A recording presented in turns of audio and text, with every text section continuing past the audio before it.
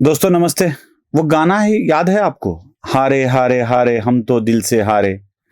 मुझे इसलिए याद आया कि उसी गाने पर एक लाइन बड़ी बड़ी फिट बैठ रही है। हारे हारे हारे ठाकरे मुंबई में हारे। जी हां, बिल्कुल, ठाकरे मुंबई में हारे। बेस्ट की बैंक जो पतपेढ़ी है, पत संस्था है, उसके चुनाव हो गए और उस चुनाव में ठाकरे की मिली जुली फैमिली, मतलब हम साथ साथ है का नारा लगाया। पहले हम आपके है कौन पूछते थे, फिर मैंने प्यार किया वाला सीजन आया और हम साथ साथ है ऐसा कहकर सब निकल पड़े। अब निकल तो पड़े, लेकिन क्या ये सच में साथ साथ रहे? इस साथ होने का कुछ फायदा रहा? कुछ भी तो नहीं हुआ। मुंबई के बेस्ट बैंक के चुनाव में ठाकरे को करारी हार का सामना करना पड़ा। शरद राव जो बेस्ट कामगार संगठन के नेता थे, उनके बेटे शशांक राव, इनके पैनल ने लगभग उस पत संस्था पर अपनी सत्ता जमा ली। 12 चुनकर आए, उनके 12 जगह 21 में से। और भारतीय जनता पार्टी के नेता प्रसाद लाड़, नारायण राणे, इन दोनों ने मिलकर जो पैनल बनाया था, इसमें लगभग 9 सीटें चुनकर आई। 12 और 9 हो गए 21। ठाकरे फैमिली इसमें लड़ रही थी तो उनको सीटें मिली 0। तो 2 ठाकरे मिले तो क्या हुआ? न दिल खिले, न मुंबई खिली, न कुछ खिला, सब कुछ हारे हारे हारे हारे, ठाकरे मुंबई हारे। इसका मतलब एक साफ होता है कि 2 ठाकरे मिलकर भी मुंबई को जीत नहीं पाएंगे। यही निष्कर्ष इससे निकलता है। अब आप कहेंगे कुलकर्णी बड़ी जल्दी में हो भैया, इतनी जल्दी नहीं किया करते, ऐसे नहीं बोला करते कि इतनी जल्दी हो गया, हार गए, ऐसी बातें नहीं कहा करते। क्यों ना कहूं? मैं आपको एक उदाहरण बताता हूं। उदाहरण यह है कि जब सीएसडीएस ने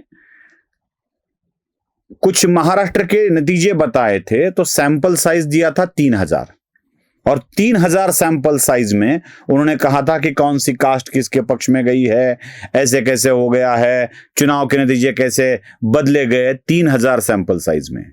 और 3000 सैंपल साइज की बात हो रही थी 9 करोड़ वोटर्स के लिए। कितना हुआ सोच लीजिए।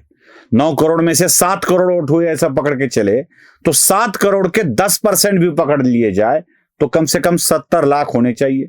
70 लाख के 10% भी पकड़ लिए जाए तो 7 लाख होने चाहिए। 7 लाख के भी 10% पकड़ लिए जाए तो 7000 होने चाहिए। इन्होंने सैंपल साइज पकड़ी थी 3000। अगर 3000 में किसी निष्कर्ष में आ सकते हैं, निष्कर्ष पर आ सकते हैं, तो Mumbai best employees cooperative society के चुनाव में लगभग 17,000 वोट थे। और मुंबई के मतदाता की सूची पिछले चुनाव के अनुसार 1 करोड़ 2 लाख वोटर्स की थी। 1 करोड़ 2 लाख वोटर्स एक तरफ और 17,000 का सैंपल साइज एक तरफ। मैं इसको सैंपल साइज बोलता हूं। इस सैंपल साइज में ठाकरे के एकत्रीकरण को मान्यता नहीं मिलती है। हालांकि इसका नतीजा यह भी माना जा सकता है कि भारतीय जनता पार्टी के नेताओं को भी यश नहीं मिला है, यह माना जा सकता है। लेकिन ठाकरे बंधु की एकत्रता को खत्म कर दिया है। अरे एक भी सीट नहीं मिली, एक भी सीट। तीसरे पायदान पर चले गए। पायदान ही नहीं बचा, क्योंकि पहला और दूसरा 2 ही पायदान में जगह खत्म हो गई तो पायदान कहां बचेगा? चले गए। मतलब साफ है कि राज और उद्धव एकत्रित भी हुए तो कोई उपयोग नहीं है। और एक बात बताता हूं, ये जो चिल्लम चिल्ली चल रही थी ना कि चुनाव आयोग ईवीएम को मैनेज करता है, ईवीएम को मैनेज करके वोट लिए जा सकते हैं, ये चिल्लम चिल्ली चल रही थी ना, इसको भी अब रोकना पड़ेगा। पहले कई उदाहरण दिए जा चुके हैं। जब ईवीएम का चुनाव हुआ तो बारामती के शुगर फैक्ट्री में क्या नतीजा निकला? शरद पवार की करारी हार हुई, अजीत पवार की जीत हुई। अब ये भी चुनाव जो Mumbai best employees cooperative society के हुए, उसमें 17,000 वोटर्स ने ईवीएम पे वोटिंग नहीं किया है। ईवीएम पे वोटिंग नहीं किया है, उन्होंने मतपत्रिका पर वोटिंग किया है।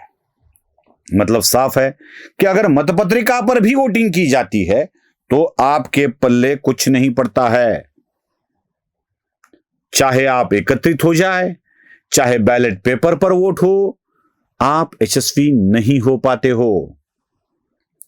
अगर सीएसडीएस का 3000 का सैंपल साइज सच मानकर चिल्लम चिल्ल की जाती है, ये सीरियल लायर बोलने लगते हैं, जुबान बंद हो जाती है इन लोगों की। मेरे पास जानकारी नहीं है ऐसा कहते हैं।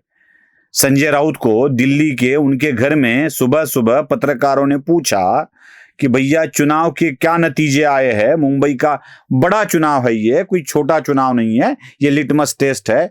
तो संजय राउत कैसे लड़खड़ाए देखना है, मराठी में है, सुन लीजिए। एका पतपेढीची निवडणूक आहे ती, तिथे मी आता याच्यात तिथे बोलत आहे, मला माहित नाही, मी काहीच माहिती घेतली, मला माहितच नाही या विषयावर। या स्थानिक निवडणुका असतात, मला खरोखर माहित नसेल तर मला प्रश्न विचारू नका, मी माहिती घेईन आणि बोलेन। देखा, यही बात होती है, जब सच का सामना करने की नौबत आती है तो मैं जानकारी लूंगा, मैं देखूंगा, फिर बाद में बोलूंगा, यही बातें मुख से निकलती है। ठाकरे एकत्रित आए, भले आए ना आए, मुंबई में अब वो यशस्वी हो नहीं सकते, यही इस नतीजे ने दिखा दिया है। मतपत्रिका पर चुनाव हो तो भी ठाकरे को यश नहीं मिल पाता, यही इस चुनाव ने दिखा दिया है। अब बारी है मुंबई म्युनिसिपल कॉरपोरेशन के चुनाव की। कम से कम अब तो जागो, अब तो यूं फेंकना बंद करो, लायर होना बंद करो। शायद ये नहीं हो पाएंगे। नमस्ते।